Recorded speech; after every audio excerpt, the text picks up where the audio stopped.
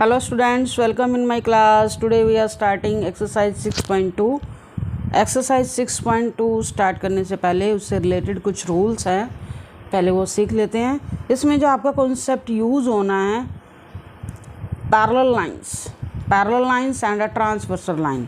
और अब हमें ये लर्न करना है कि when a transversal line intersect two parallel lines then which type of angles are formed। Okay, कि जब दो एक transversal line two parallel lines को इंटरसेक्ट करती है तो किस किस तरह के एंगल्स बनते हैं। मैंने यहाँ राइट किया, देखो एंगल यहाँ टू पैरेलल लाइन शो की, यहाँ ट्रांसवर्सल लाइन का मतलब क्या होता है, जो एक लाइन दोनों पैरेलल लाइंस को इंटरसेक्ट कर रही है, कट कर रही है। तो इस तरह से एंगल बन रहे हैं हमारे पास 1 2 3 4 5 6 7 8। ओके, मैंने एंगल्स राइट किए हैं, लेकिन इन एंगल्स का क्या रिलेशन है वो अब सीख लेते हैं। सबसे पहले मैंने लिखा कॉरस्पॉन्डिंग एंगल्स, तो यहाँ लिखेंगे when two lines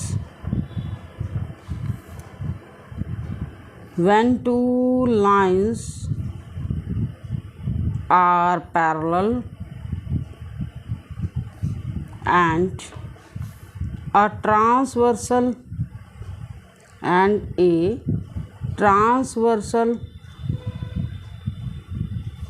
line intersect them, then pair of corresponding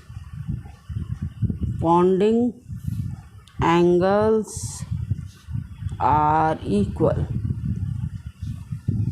ठीक है, when two lines are parallel and a transversal line intersect them then pair of corresponding angles are equal। अब आपको देखना ये corresponding एंगल कौन से होते हैं। डायग्राम में देखो, एंगल 1 और एंगल 5, ये पेयर कैसा है, corresponding एंगल। एंगल 1 और 5 कैसे एंगल हैं, कॉरस्पॉन्डिंग एंगल, और ये क्या होंगे, इक्वल होंगे। एंगल 1 एंड 5, 1 और 5, एंगल 1 ये पेयर है कॉरस्पॉन्डिंग एंगल्स का, और ये इनमें क्या होगा, ये इक्वल भी होते हैं। और कंडीशन साथ है, दोनों लाइंस पैरेलल होनी चाहिए, क्योंकि आपके नॉन पैरेलल लाइंस में भी एंगल बनते हैं कॉरस्पॉन्डिंग एंगल, बट वो इक्वल नहीं होते। इक्वल होने के लिए क्या करना चाहिए, पहले दोनों लाइंस पैरेलल होनी चाहिए, कंडीशन ये है। Angle 1 and 5। नेक्स्ट क्या है, 2। देखो आपने पहचान कैसे करनी है, ये दोनों लाइनें हैं ना, ये लाइन से ऊपर का एंगल, ऐसे भी इधर भी लाइन के ऊपर का एंगल सेम मैच करने वाले। सेम है, दूसरी साइड में आओ, लाइन से ऊपर का एंगल 2 और 6, ये 2 और 6, ये भी लाइन से ऊपर है, ये भी लाइन से ऊपर है। ठीक है, 2 और 6, एंगल 2, एंगल सेकंड पेयर क्या है, 2 और 6। नेक्स्ट आओ 4। अब 4 एंगल का बना हुआ लाइन से नीचे, तो इसी से सेम मैच करता हुआ लाइन से नीचे, इस साइड क्या है 8, सेम साइड पर देखना है। एंगल 4 और 8 ये कॉरस्पॉन्डिंग एंगल्स हैं, एंगल 4 और 8। नेक्स्ट क्या है, 3 और 7, एंगल 3 एंड 7। तो ये हमारे कॉरस्पॉन्डिंग एंगल्स के पेयर हैं। कंडीशन है when two lines are parallel then pair of corresponding angles ये बनते हैं और ये इक्वल होते हैं।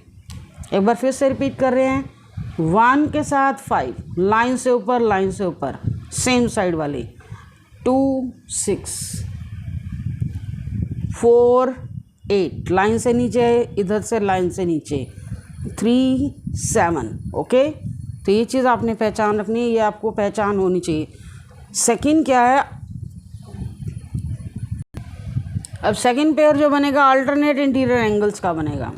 अब वो भी आपने यही ध्यान रखना है कि लाइंस पैरेलल होनी चाहिए। ठीक है, सेकंड इसमें क्या लिखेंगे, when lines are parallel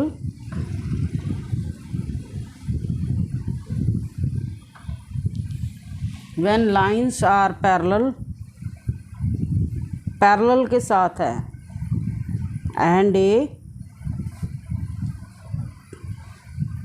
transversal line intersect them. When lines are parallel and a transversal line intersect them, then pair of alternate interior angles are equal. Okay, अब आते हैं अल्टरनेट इंटीरियर एंगल के pair. देखो यहाँ पर alternate दो तरह से होते हैं. अल्टरनेट इंटीरियर एंगल मैंने लिखा है, तो यहाँ पर क्या लिखेंगे? अल्टरनेट इंटीरियर एंगल में क्या, अल्टरनेट में साइड जो होती है चेंज हो जाती है. जैसे इंटीरियर का मतलब तो होगा पहले लाइनों के अंदर, ये बाउंड्री के अंदर, ये लाइन के अंदर की तरफ. 4 और 6 इधर से क्या बनेगा? 3 और 5 साइड चेंज, जैसे Z टाइप के जो एंगल होते हैं. ठीक है, आप ऐसे करो, ऐसे 4 और 6 इधर से क्या बनेगा? 3 और 5. एंगल 4 और 6 इसमें पेयर क्या बनेंगे? अल्टरनेट इंटीरियर एंगल के. अल्टरनेट इंटीरियर एंगल्स कौन से होंगे? एंगल 4 और 6. ये ध्यान रखना, लाइंस के अंदर के, इधर से 3 और 5. यहाँ पर ओनली 2 पेयर ही होंगे. ये अल्टरनेट इंटीरियर एंगल है. In the same way alternate exterior angle भी, एक्सटीरियर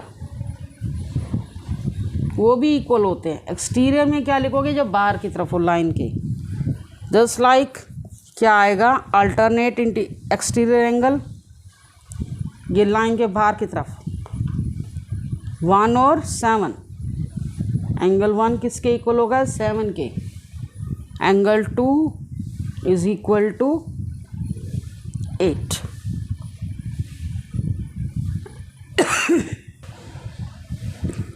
नेक्स्ट आता है हमारे पास interior angle on the same side of the transversal. Next pair है interior angles on the same side of the transversal. Interior है means लाइनों के अंदर के, on the same side of the transversal. ये ट्रांसवर्सल है, ऑन द सेम साइड. वो pair कौन से बनेंगे? 4 और 5. और इधर से क्या बनेगा? 3 और 6. और इनकी कंडीशन ये होती है कि इन दोनों का सम कितना होता है? 180 डिग्री. तो ये रूल होता है when 2 lines are parallel then interior angle on the same side of the transversal is supplementary. Supplementary का मीनिंग क्या होता है? इसको सप्लीमेंट्री भी बोल देते हैं. सप्लीमेंट्री का मीनिंग क्या होता है? दोनों एंगल का टोटल 180 डिग्री हो. ऐसे सेकंड पेयर आप राइट करोगे 3 + 6, एंगल 3 + 6 इज इक्वल टू 180. तो मेन हमारे रूल इस एक्सरसाइज के यही थे. अब देखो इस क्वेश्चन में हमें क्या गिवन है? 2 पैरेलल लाइंस गिवन है और ऊपर ये वाला एंगल 50 डिग्री गिवन है, नीचे की तरफ x गिवन है 130 और y गिवन है. Find x and y then show that AB parallel CD. हमें ये फाइंड आउट करना है ये लाइंस पैरेलल हैं या नहीं. तो यहाँ पर अभी अभी हमने जो सीखा उस रूल्स में क्या था? लाइन पैरेलल गिवन थी और उससे रिलेटेड हमने corresponding angles, alternate interior angle, alternate exterior angles, ये सब पढ़ा. लेकिन अब हमें क्या गिवन है? एंगल्स फाइंड आउट करने हैं और उसकी हेल्प से ये प्रूव करना है लाइंस पैरेलल हैं या नहीं. तो क्या करेंगे? सॉल्यूशन स्टार्ट करते हैं. सबसे पहले तो हम एंगल फाइंड आउट करते हैं. 50 + x. देखो 50 + x कैसा बना रहा है? लीनियर पेयर बना रहा है. तो हम दोनों को ऐड करके 180 के इक्वल लिख सकते हैं. यहाँ लिखोगे angle 50 + x is equal to 180. क्या लिखोगे? By linear pair. ओके, ये लीनियर पेयर है. तो x की वैल्यू क्या आ जाएगी? 180 - 50 कितना आया? 130. अब आ जाओ y इज इक्वल टू, यहाँ लिखोगे एंगल y जो है 130 के इक्वल है। रीज़न क्या लिखोगे, vertically opposite angle, vertically opposite angle.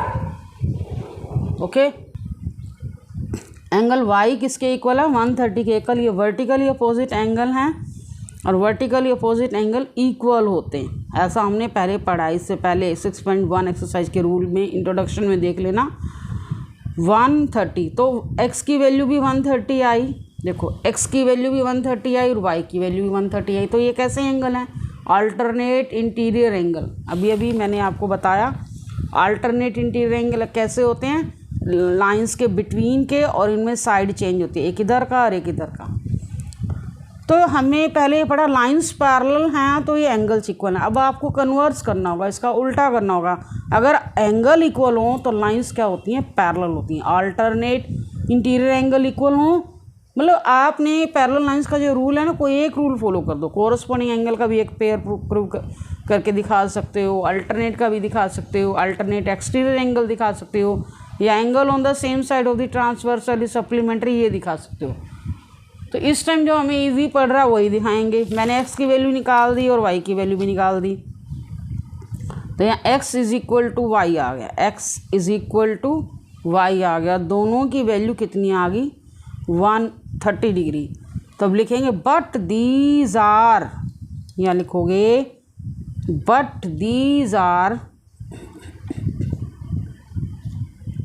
alternate interior angles, so